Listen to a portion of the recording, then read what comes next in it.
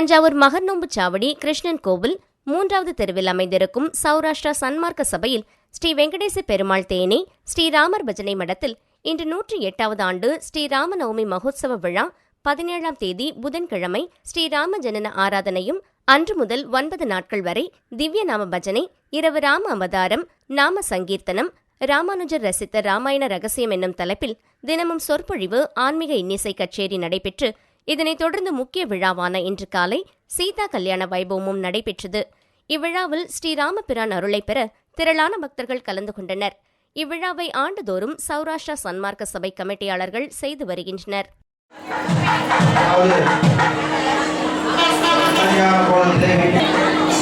சீதாராமனுக்கு